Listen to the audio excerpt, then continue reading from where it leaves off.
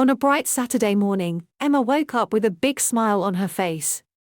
It was her birthday, and she knew her parents had planned something special.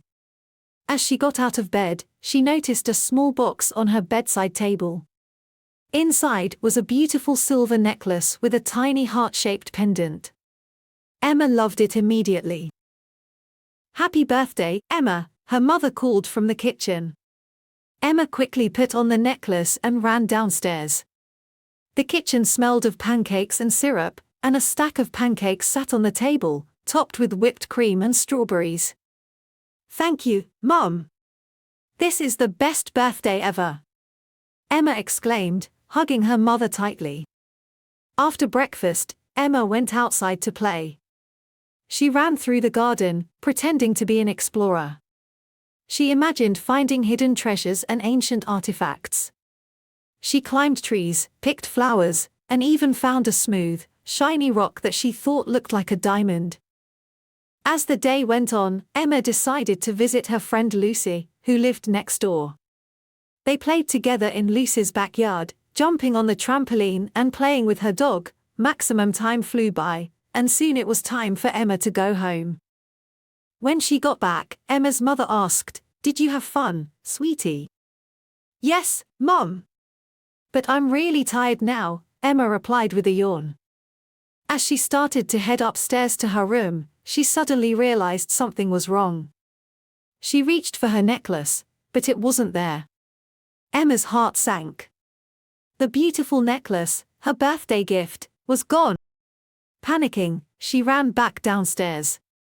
"Mom, my necklace! I lost my necklace," she cried, tears welling up in her eyes. "Oh no! Where did you last see it?" her mother asked, trying to stay calm. Emma thought hard.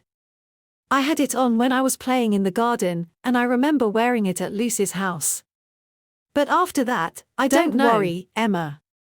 We'll find it," her mother said reassuringly. They decided to search the garden first. Emma and her mother looked under every bush, behind every tree, and even in the flower beds, but the necklace was nowhere to be found. Emma was starting to lose hope when her mother suggested, "Why don't we ask Lucy if she saw it?" They quickly walked over to Lucy's house. Lucy answered the door with a smile, but her smile faded when she saw Emma's worried face. "What's wrong, Emma?" "I lost my necklace," Emma explained sadly.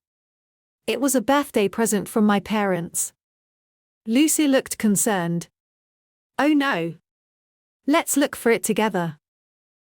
The three of them searched Lucy's backyard. They checked the trampoline, the grass, and even Max's doghouse. Still, they couldn't find the necklace. Just when they were about to give up, Max started barking excitedly. He was digging in a corner of the yard. Lucy ran over and gasped. "Emma, look!